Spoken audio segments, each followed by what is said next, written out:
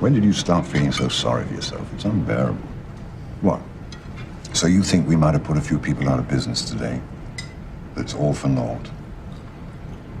But you've been doing that every day for almost 40 years, Sam. And if this is all for naught, then so is everything out there.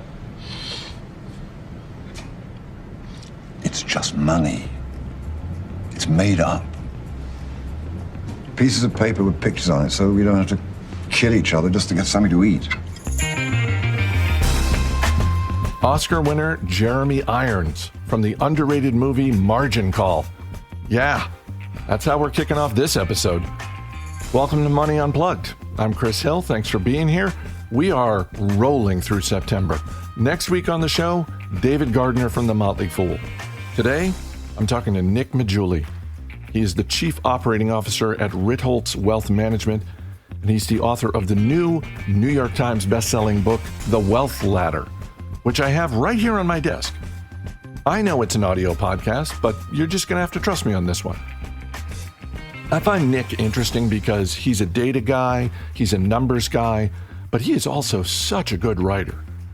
And in my experience, the Venn diagram of people who operate at a very high level with both numbers and writing, it's not a big group, you know? It's just not.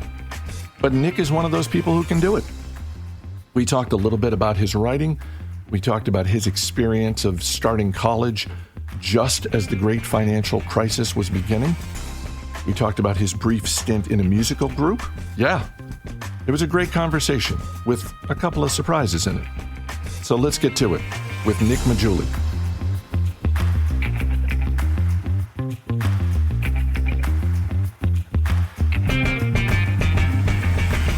Do you have a first memory of money?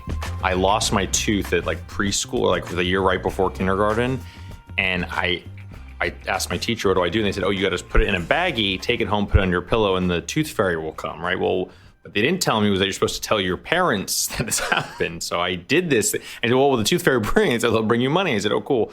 You know, I at the time, I don't have a concept of money. I probably did. I just don't. If I told you I knew what money was, I'm lying. I don't. It's like an abstraction from a long time ago. But I remember going home, putting the tooth under my pillow, waking up the next morning, looking under and still seeing the tooth. And then I told my mom, and then she said, oh, you know why the tooth fairy was off? I made up some BS story, whatever it was.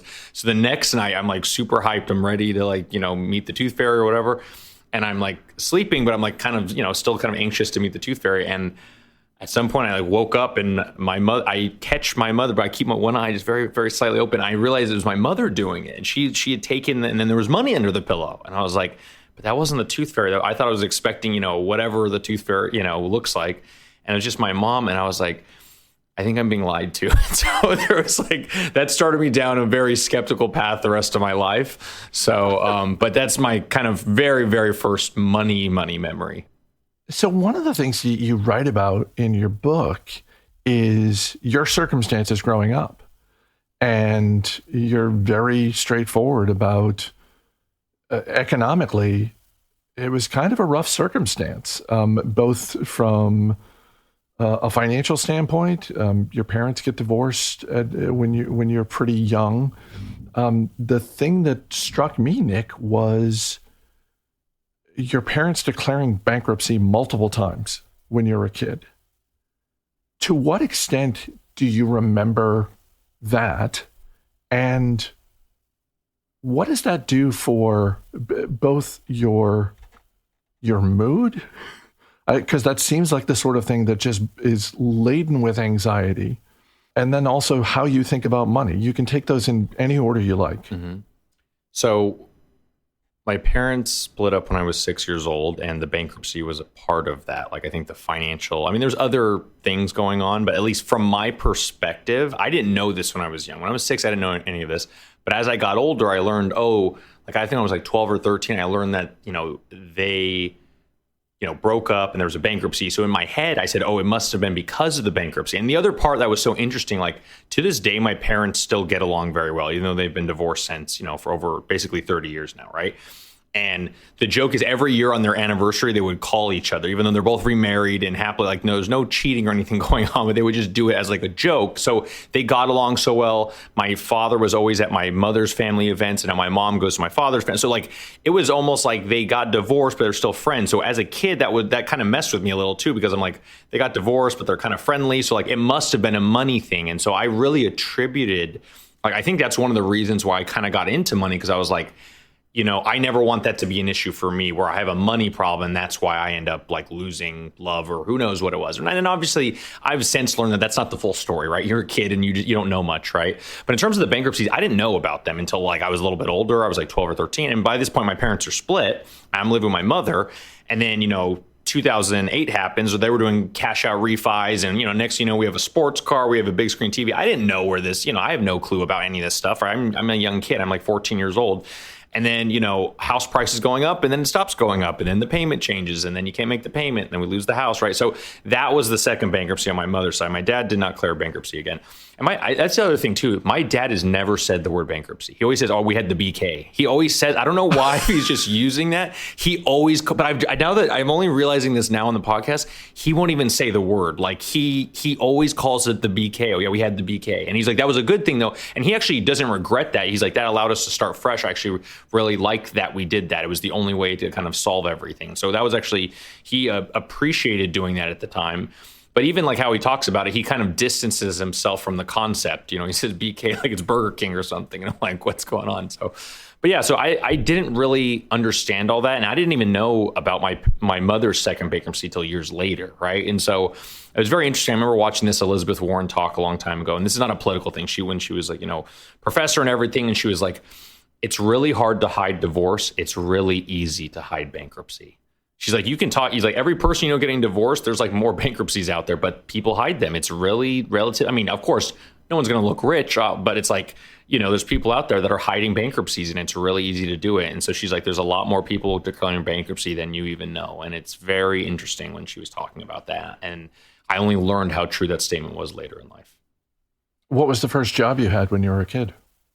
I did random things. Like this is not really a job, but like we always had all these, my dad would have cans, this is back before bottled plastic water bottles. And I would go and just spend 3-4 hours crushing these cans to put them in these bags because in California it was like 5 cents per can or something. They haven't changed that price, by the way. I think it's been the same since like I was a little kid. So that was like not a job or something like that. I used to mow lawns for some money, but that was always ad hoc. And I didn't really have like a client book or anything. My first real like job was in college, where I was actually, I had to have like do taxes and all that. And I was just like like an office assistant or a research assistant. I did different things. Like I worked for the economics department. I was like an office assistant at one point. There were other times where I was like a research assistant in the psychology department. And this was at Stanford. That's where they did like the Stanford prison experiment. I actually ran experiments on people in the same hallway where they did the Stanford prison experiment. Oh my. Which is kind of funny, but it was like, it was just odd jobs like that I just had to do to have money to go through school. But that was my first real time earning money was in college.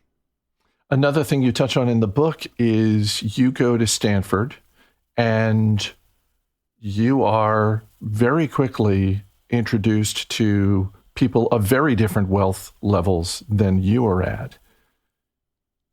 How did that experience sit with you when you were in college? I mean, now you've got a little bit of distance from it. You can look back, but at the time, was that a challenge for you? I wouldn't say it was a challenge. It was just interesting. Like I had a perception of the world. It's like, you don't know what you don't know, right? And so it's one of these things where, I thought Sizzler was like a high-end restaurant because anytime we went, it was like an event, like, oh, something big happened, or, oh, it's your birthday, we're going. Like, so for me, and if you don't know any better, like that was a thing. And I don't realize, oh, this is just like a common chain restaurant. It's not like a super high-end. I didn't know what a Michelin star, like you learn all this stuff later over time, right? And so, and I'm not saying that every person at Stanford was like that either. I mean, I'm just thinking it is very different that there were a lot of people that just had a different experience. I remember one time, for example, there was a discussion about, oh, how quirky was your SAT tutor? Because I guess all the SAT tutors are just really quirky people.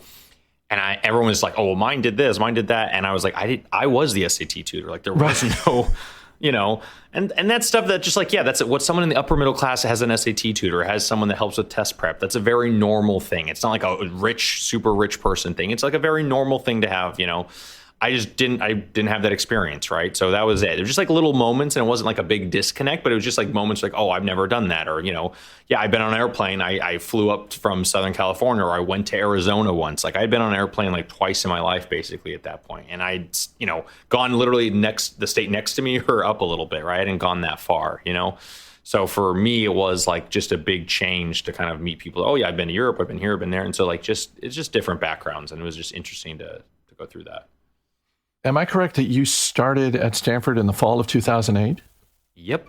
I remember being in the hotel room because they have the freshmen come a week early, and I remember watching the Dow drop 506, whatever. It was a lot of points back then, I promise. It was like crazy. So I was just going to say, I mean, you go to Stanford in the fall of 2008 to study economics. That had to have been a fascinating time. Oh, it was. The funniest thing I remember, so how they do budgeting at most of these schools, they always kind of do things like quarters ahead of time. So I remember in fall quarter, which is like, everything had just started with the GFC kicking off in 08. I remember going to like every, Sunday you go to brunch, right? And you go into the dining hall, and it was like a country club. I swear there were like stacks of blueberries, blackberries, like croissants, like there was so much food. It was insane. I'm not even joking. I'm like, it was insane. Obviously there's a lot of kids coming and everything, but even then I was like, they have to like throw out food or give it to the staff. I don't know. Right. And then I remember going away for winter break and then coming back in that January when we came back for the winter quarter. And it was like a desert. I mean, don't get me wrong. There was still food. People were still getting fed, but it was a completely different place because they knew. They're like, oh my God, something's happening. And this is right. Market bottoms in March, right? So going into that, I think it was just like, oh my gosh, like this is really, it sounds so crazy. This is really going to affect people. Like people are losing their jobs. And I'm like, I don't have enough blueberries. But like I saw it like instantly happen like at this university that's like has tons of money. They could keep their budget the same forever and they never run out of money. But very quickly they turn the spigot off, right? And it was interesting to see that. And even like little things. We used to have rollover meals. You have 14 meals a week. If you don't use them, you can roll over 2 meals. So the next week you could have 16 meals if you want, right? They killed rollover meals. Like right away, winter comes, rollover meals are gone. All this fancy pastries are gone. It was a changed place. And I think obviously what happened with the GFC scared a lot of people, but it was interesting to see that. So I'm not complaining like, oh my God, this was so tough. That's not where it's coming from. It's just coming from like this filters through to every part of the economy and you see it. Well, and from the standpoint of a college student, it seems like you got lucky in the sense that that's when you're starting college as opposed to you graduate from college in 2008, 2009, that sort of thing, and you graduate into that economy. So you graduate in 2012 into a better economy. You take your economics degree and you go do what?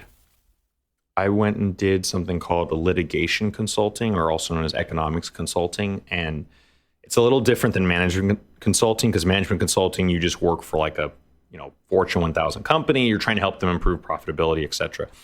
With litigation consulting, it's still one of those Fortune 1000 companies. They hire a law firm and then the law firm hires the firm I worked for. And so how it worked is we were just doing like litigation support. So we were like lawyers, basically. We were like you could imagine us as like an add-on to a law firm, right? And so we were doing like data analysis. I was learning a lot of, number crunching, all that type of stuff, your billing hours, all that type, that's all included in there. And I liked it because I wanted to do something much more quantitative and much more, rigorous. Like I didn't want to just, try and predict the future. That's really tough. I'm like, I want to be able to do really heavy data analysis, and that's benefited me. And I've now used that in my career talking about personal finance, investing, et cetera. And so that was the big thing for me, was getting those technical skills straight out of school. And what is your non-work life like at that point? And I'm thinking specifically of you grow up in a challenging economic circumstance, and now you're working for this firm, and I'm assuming you're making somewhat decent money. You're on your own. How did that feel?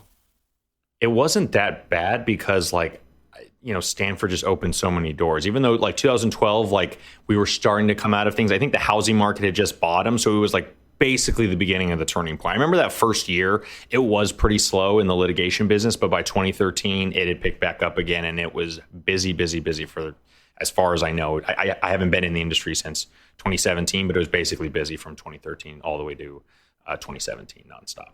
So, and was this in California?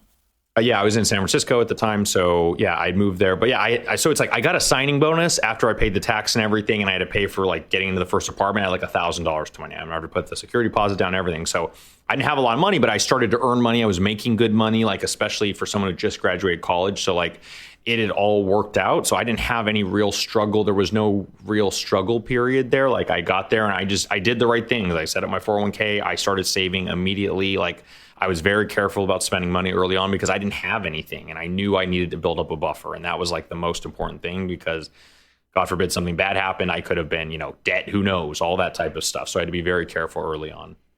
So where does investing come into your life? At what point do you make the switch, both career-wise and geographically, to your current position? I'd always loved investing. Even when I just graduated college and didn't have any money, I was like obsessed with it and like looking at this and reading every book I could. I read every book by William Bernstein before I was 24 years old, right? Like I was just devouring everything. And for me, I was like, okay, I love this stuff, but I don't have an edge. I don't have anything I can say about this right now that's interesting. And I just waited and kept reading and stuff. And then eventually, once I started like becoming a better programmer and like putting together cool visuals and stuff, I was like, okay, maybe this could be my edge. And so long story short, I was dating someone at the time. We moved to Boston together. She got into a grad school program, and then I started my blog in 2017. I'm just going to write once a week. And so I did that for that year. It started to take off enough to the point where I actually interviewed with my current company, Ritholtz Wealth Management, with Josh Brown and Michael Batnick. I met them. I got to meet them in real life. And then I interviewed at their company, and I was like, hey, like, I'm a data person, data scientist. Like I can come in and let's see what we can do to help your business, like with business intelligence, et cetera. And so I came in and started doing a bunch of other stuff. I obviously did the data work, but I also did, I started helping with operations, and now I manage trading. Now I do billing. Like I've done so many different things. And then I kind of became the COO because I was doing so many operating things, right? So that was kind of the transition into Ritholtz and everything there. But like I was just writing the whole time. I've just been writing once a week. It's almost been 9 years, and I've not missed a single week. And so that's it. Like it's just you do some very boring thing for a very, very long time, and you start to see the fruits of that labor. Well, tell me about the first piece of fruit, though, because you're absolutely right. It's for pretty much everyone who starts a blog. And I'll just say from my own experience, pretty much everyone who starts a podcast, you find out how bad you want to do it because it's easy to stop doing it. The audience is not big at the beginning and you don't get a ton of feedback. And so you're kind of just doing it for yourself. And there's exponentially more people who start and then quit a blog or a podcast than there are who keep it going. So what was the first thing you wrote that really sort of caught on with your audience that made you think like, oh, okay, people are actually reading this and responding?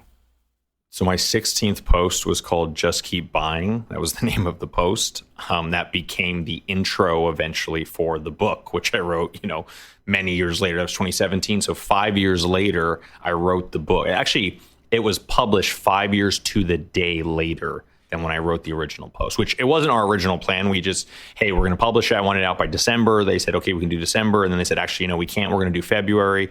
I said, okay. And then there was a supply chain thing in COVID. And then it got pushed until April. And then I was like, oh, the stars are aligning because that's exactly 5 years to the day after I wrote the post, which was very interesting in its own right. So yeah, that post just kind of went crazy. And that's when I was like, okay, this can be something that like gave me enough, fuel, ammunition, whatever you want to call it, to like get through the end of the year, like meet more people and kind of go from there. Before we move on, I do have to go back just for a second because something that came up in your book caught my attention about your previous job.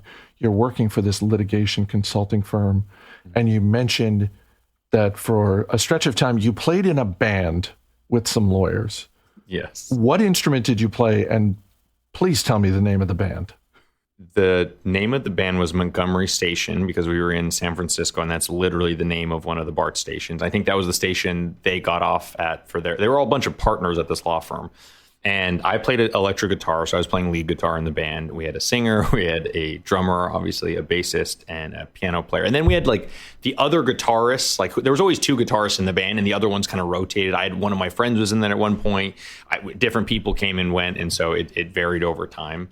But it was really like there was the lead singer. He was like one of the best like security litigation lawyers in California. He actually got all these awards for this, and he kind of just like wanted to like live out his like kind of rock dream. And so he's like, hey, guy, he paid for everything. Like he didn't pay us. We didn't get paid to do it, but he like got the rehearsal space. We practiced things. He picked all the songs. Like I was like, yeah, okay, it's rock music. I'll play anything. Just tell me what to learn and I'll try. And we just did that. And I played a few shows in San Francisco. I think I played like probably 4 or 5 shows with them. And it was fun. It was a fun, interesting, different thing. And like, obviously everyone's different. This one guy's 60, one's 45. I was like 24, 25. Like it was just all over the place, and it was fun. And it was just a different, unique experience.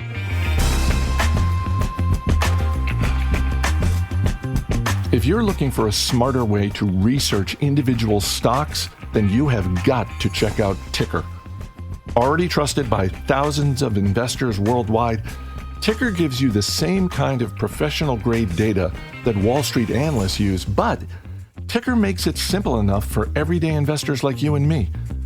Type in Apple, Oracle, Nvidia, or the name of that company you just heard about, and you will instantly see years of financials, analyst forecasts, and insider trades, all in one place. You can also use it to track what legendary investors like Warren Buffett and other big-name managers are buying and selling. It is an easy way to get investing ideas and learn from the best.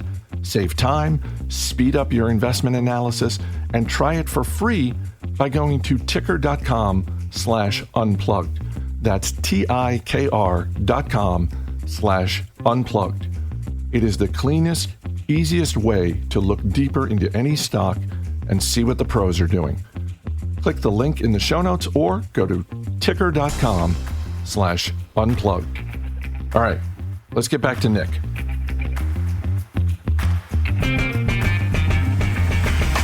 You're now a married man. To what extent did you and your wife talk about money before you got married?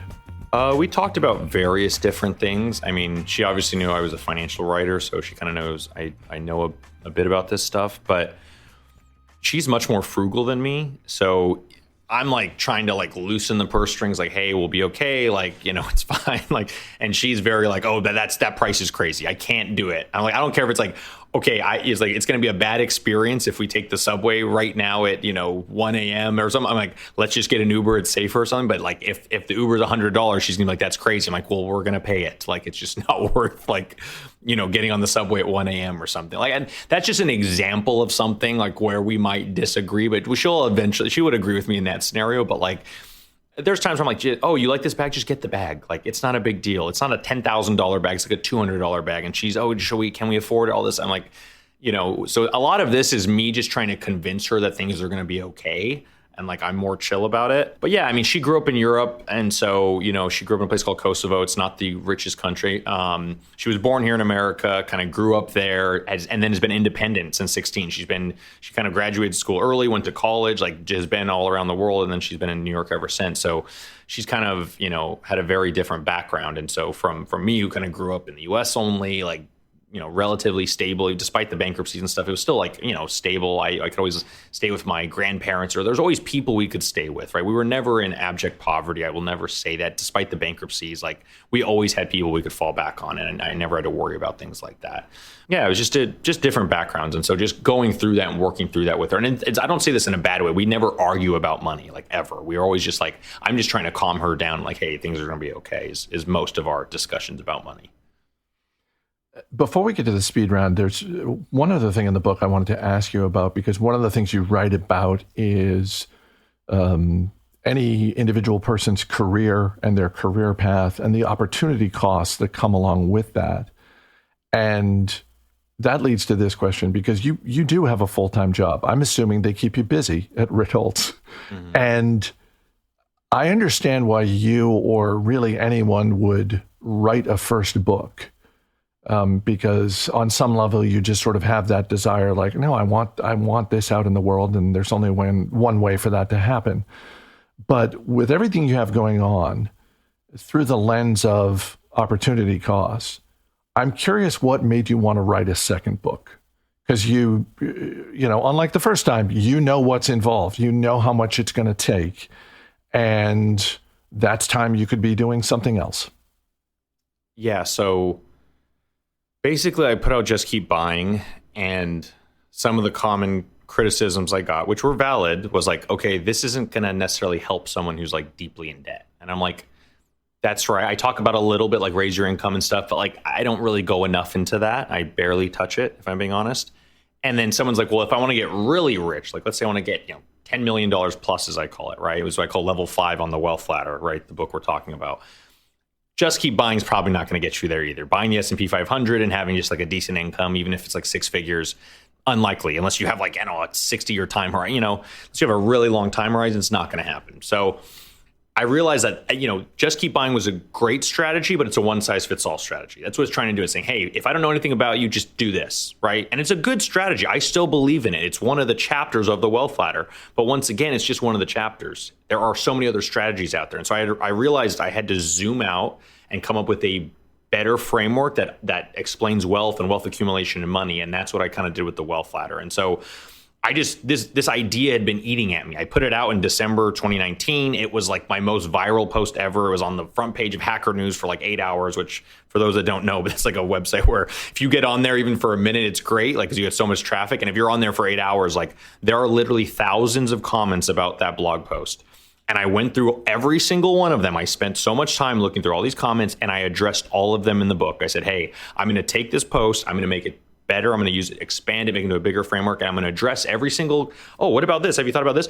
I'm going to put it all in the book so that when someone's reading and they're like, well, I thought about, they're going to see that answer already before they knew it. And so I was very deliberate in how I thought about this. And I just wanted to write this book because I thought it was a very unique idea. And I thought its time had come. And it's not going to be an idea that's going to live forever because inflation and things change. But the concept, the general framework, I think will live on for some time. Because it's useful to think about money in terms of these logarithmic jumps, these 10x jumps. So when I'm talking about levels, that's kind of what I'm seeing in the data. And I think that's generally going to be true going forward. What the exact cutoff is will change, but the general idea is the thing I focus on. No, it's a great idea, and I think you do a fabulous job of laying it out, and the visuals help. And I'm also just smiling that the main criticisms of your first book fall under the umbrella of, what about me? But it's a fair thing. There's a lot of people who say, well, what about, buying the S&P 500? People say, you buy the S&P 500, that's not the way to get rich, right? Your passive income. Like, how? Well, define rich. If rich to you is like level 5, as I say, over 10 million, then yes, I will agree with you. But if you're like, I want to get into level 4, you could build a few $1 million just by buying index funds and saving money. Like, very possible. Many people do it. I've done it. I know a lot of other people that have done it, right? So yeah, that's just my pushback. Like, it depends how you define rich. Like, if you define rich differently, that's one thing. But if you're like, I need to get financially free, yeah, you can easily do that with, index funds and diversification and saving money over time. Let's go to the speed round. Chapter 11 of your book is entitled, Does Money Buy Happiness? Which I believe it does. So, Nick, what is a thing that you have bought that makes you happy? Recently, I got myself a rucking backpack. And so for those that don't know what rucking is, it's basically just walking around with weights in a backpack. And so it's like carrying a heavy pack. And I do that here in Jersey City. So I'm walking around, I'm doing urban rucking, but it's like at 5 a.m. when no one's out. And so I'm walking the streets of Jersey City with 45 pounds in my backpack. I just do it for like an hour. I'll listen to a podcast or I'll listen to music or something. And I love it because I just, I really care about health, and it makes me happy to like really focus on that stuff. And it's something that I think people underinvest in is their health. So if you have to spend money on something, you spend more than you're spending. I think most people are probably not spending enough money on health. Have you ever made a purchase you regret, and sometimes for whatever reason you're reminded of it, you think about it, and it just sort of eats at the back of your brain? I think It's very interesting because, for example, I got this watch, this like Grand Seiko watch. It's not super expensive. It was like a few $1,000s. It's not like an outrageous. It's like expensive, but it's not outrageous. I got this when I was like in my 20s, and I liked it because like, the Japanese precision, all this stuff. I really like Japanese culture. The first day I'm wearing it, I hit it on like a door handle. I've never hit my hand on a door handle in my life, right? And so like there's a little nick on the side of the thing, and I'm like, this is the irony of this stuff, right? It's like I just got this brand new watch. So this happened, and I kind of regretted it. I was like, oh my God, this thing, like whatever, like why did I spend money? I could have just put this in the S&P 500, whatever. It wouldn't have changed my life either way. But then, Just Keep Buying comes out, and then it comes out in Japanese like about a year after, and it did so well there. It's actually my best-selling, region or country, right? And so I went, and my wife and I visited Japan, and we loved it so much. And now that watch, which I kind of regretted for one reason or another, I love it because it's just like reminds me of Japan. It reminds me of just how much that country has supported my work and like how much fun we had there. My wife is like, we got to go back. So like we just went there, and she wants to go back again. So yeah, I guess it's a regret, but I think sometimes the regrets can turn if you think about them in a different light. So don't regret things forever. Absolutely. No. I think the older you get, the more regrets can take different shapes, and you can see them in new lights. What is the last thing you splurged on, just for yourself, not for your wife or friends or anyone else, just for you? So this includes my wife, but trust me, it was for me. So we were debating whether I should do like a book launch party, and if I'm being honest, like I know all the data. It doesn't help sales. It doesn't. It's an ego boost for the author to be like, oh look, I'm important. Talk to me. So I'm like, I'm not going to do a book launch. I don't care about that stuff. I appreciate that as much as I bet we could have some fun. But we had a wedding this year, so I was like, we're already doing a lot of stuff with friends, and I don't want to. It's too much. So I said, I'm gonna still spend, instead of spending $5,000 on a book launch, I'm gonna spend a bit less than that. But I'm gonna go, and I want to go to like this really nice sushi restaurant, like one of the most expensive sushi places in New York is a place called Yoshino, and we went, and my wife, if she had known how much it cost, she would have said no. So I got to splurge without asking her and saying, hey, we're doing this, and it was incredible. It's probably the best sushi I've had, but it was a little too pricey. I think there's a lot of like sushi that's like 95% as good for like half or less than half the price, and so that's always the debate is cost versus value. But no, it had the best uni I've ever had, which is the sea urchin, and so it was great. We had a good time. What is one thing about money that you wish you knew earlier? That it's a tool. It really is. I know when you're young, you don't have a lot of money. It can seem like this scarce thing, but as you get older and you start to acquire more, you realize it's a tool, and it's a tool in so many ways. It can shape your life, other people's lives. Like as I've gained more, I'm starting to see like the responsibility of money and all this stuff. Like, I could use it for my own personal consumption, or I can use it to help my family, or I can use it to employ someone and change their life, right? So you can see as you acquire more and more wealth, you have more of an impact on the world in terms of how you use that money. And so that's the thing I didn't realize when I was younger. And as I've gotten older and gained some wealth, I've seen that a bit more. What is a charitable cause that you like to support? Against Malaria Foundation. I love them because they are the most cost effective. I'm a very efficient person, and they are the most cost effective at saving people's lives for the lowest price possible. I think it's like with the number of bed nets, they do like malaria, bed nets to prevent mosquitoes and malaria and stuff. And I think it's like $1,500 for every $1,500 you give them on average, you save one life or something like that. It's very interesting because the whole bed net things, there's a lot of what they found. I don't know if it was against malaria or someone found this. If you just give out the bed nets, they're not as effective. What you have to do is you have to actually sell the bed nets, and you have to sell them in different colors and at different prices, so that the high priced one is the high status one. And so those people will buy that bed net to show off that, and they'll actually use it. So that's actually more effective at preventing malaria than just handing out bed nets, right? So you got to be like, oh, I got the expensive bed net. So it's like you have to create these status games and things. It's very interesting. You would think, oh, why wouldn't everyone take the bed nets? But it doesn't always work that way. So it's very interesting, the data on that. It's strange, but maybe it isn't strange that they figured out we have to gamify saving people's lives when it comes to malaria. Mm-hmm. Something to that, but yeah. Do you have a favorite movie or TV series that has money as a through line? Wall Street is the best quotes of money. And it's also, that's like the nostalgia. My dad always watched that. We'd watch that together. And so for me, that's probably my favorite money movie, only because of nostalgia. In terms of actual production value, it's Margin Call. Like, no doubt, Margin Call is like the greatest, financial movie. I don't think they'll ever come out with a better one. The last thing is a penny for your thoughts. And this is just any advice on any topic that you want to share with people who are listening. And it can be about money, but it doesn't have to be. It can be about anything. I guess I'd say just like really focus on your health. I know people talk about that and they say that, but it's one of those things where the more you do it, the benefits are just everywhere. Like, let's say here's an example. Let's say someone is like, oh, I kind of need to catch up for retirement. I didn't really save enough.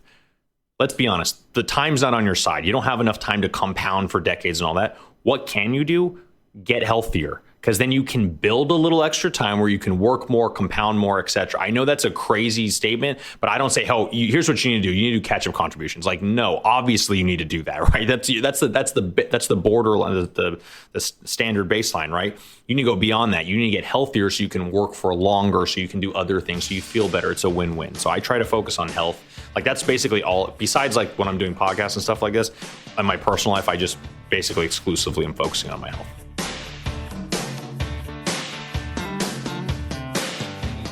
There you go. Once again, Nick's latest book is The Wealth Ladder. It is a New York Times bestseller for a reason. It's great stuff, so check it out. I'm Chris Hill. Thanks for listening. I'll see you next week.